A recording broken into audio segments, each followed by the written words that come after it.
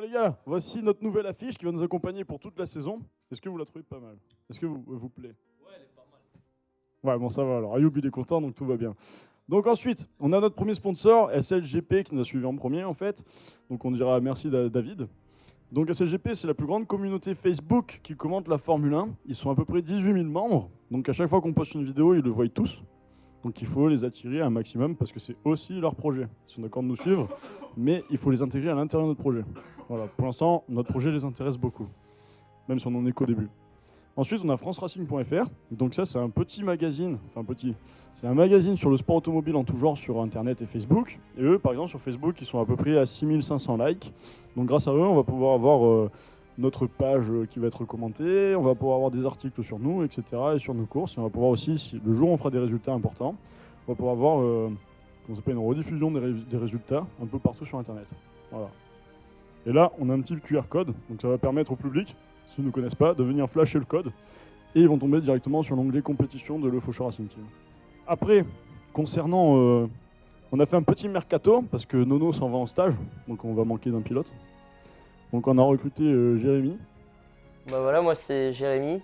Du coup, je suis tout nouveau dans le team Le Faucheur. Donc j'apporte mon expérience due déjà mes 24 heures sur le circuit d'essai dans l'Orne.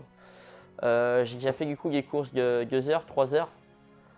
Et du coup, je connais bien le circuit à la Prost aussi.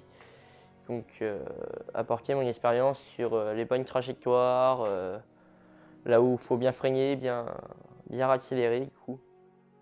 Et voilà, donc on a recruté Jérémy qui tourne vraiment pas mal. Il a fait de très bons résultats en 2 heures, il a déjà fait les 24 heures du Mans et les 24 heures de l'Orne. Donc c'est un très bon recrue. Donc voilà, lui il va nous permettre d'apporter son expérience, surtout au niveau des arrêts au stand, pour perdre moins de temps. Parce que si vous avez vu sur les chronos, on est à peu près à 2 minutes 30 dans les stands à chaque fois. Ensuite, on vient d'aller parler au circuit avec Manu, le directeur du circuit loisir du karting, donc du circuit international. Donc ils sont d'accord pour amener des enfants handicapés sur les circuits et faire des journées pour eux. Seule condition, c'est que c'est eux qui juste, si l'enfant tourne tout seul ou accompagné en biplace, il n'y a qu'un seul biplace de disponible. Je suis en train de mettre en place, je suis en train de discuter avec Exclusive Drive qui font des journées sur le circuit Bugatti où les propriétaires de grosses voitures viennent apporter leur voiture et comme ils ont personne à côté d'eux pour pouvoir apporter les enfants dans ces voitures-là. En ce qui concerne les directs, je vais les mettre sur la page et comme j'apporte l'ordinateur directement sur le circuit, on se connaîtra chacun notre tour, donc il faudra le faire avant pour partager le direct directement sur votre mur si vous êtes d'accord. Les Colson, c'est pour quand il pleut, quand il y a beaucoup de buée. Du coup, ça fait un passage d'air. Et du coup, j'ai pas de buée dans le casque. Et tu peux lever légèrement aussi, hein, mais. Parce que moi, quand je joue légèrement, il y a vraiment. Ouais, mais moi, mon premier légèrement, c'est ça. D'accord. Donc, autant dire, avec le vent, ça fait mal. Ouais, et quand tu fais légèrement, des fois t'as de l'eau qui tombe dans la figure. Voilà, aussi. Donc, déjà, il y a ça. Et du coup, ça, c'est mon casque d'endurance. Ouais, donc, on les voit pas. Hein. La nuit, du coup. Bon. La nuit, voilà. La nuit, on te voit très bien. Ouais, donc, dans ce sens-là, les gars. Donc, du coup, ici, il va falloir aller chercher le point de corde juste là. Du coup, là, ici, tu enroules. Et du coup, là, tu viens rechercher vraiment à ce niveau-là. Du coup, Tatra, j'ai fait ça vite fait. Donc, du coup, après, chacun va avoir son point de freinage différent. Normalement, le point de freinage, tu viens le chercher là à peu près. Donc, du coup, normalement, ici, une fois que tu as rattrapé ici, tu restes le long du vibreur là. Tu restes le long tout là. Et ici, tu viens prendre juste là au milieu. Faut pas venir chercher le vibreur, ça sert à rien. Du coup, là après, normalement, ton freinage, je crois qu'il est, si je me souviens bien, il est par là. Donc là, du coup, tu peux aller peut-être au vibreur, peut-être, non? Non, jamais aller chercher ton vibreur. En fin de compte, plus tu montes sur un vibreur et plus tu perds du temps. Là, franchement, vu que tu vas en ligne droite, tu vois que tu peux venir quasiment aux 3/4 de la piste.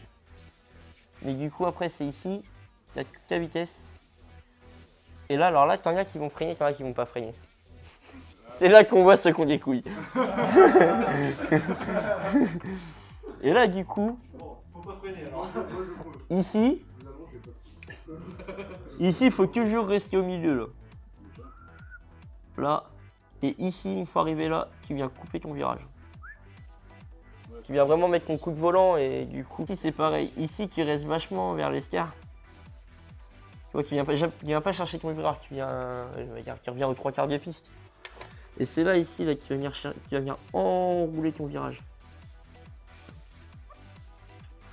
Et ici, tu vas venir enrouler ton virage pour ressortir quasiment au vibreur.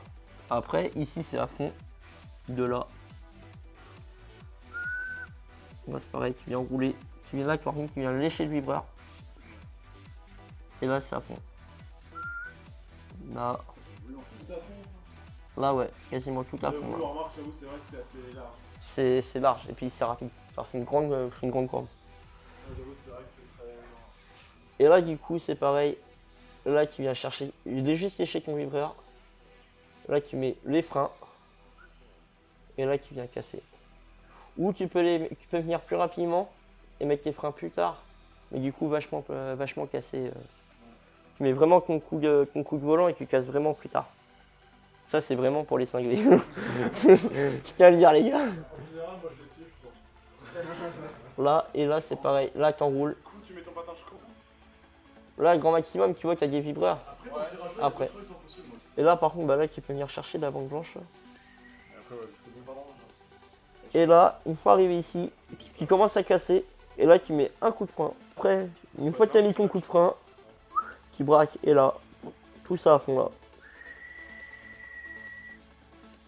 Et là, bah là, c'est pareil. Hein. Tu viens chercher coin du vibreur, coin du vibreur, coin du vibreur là.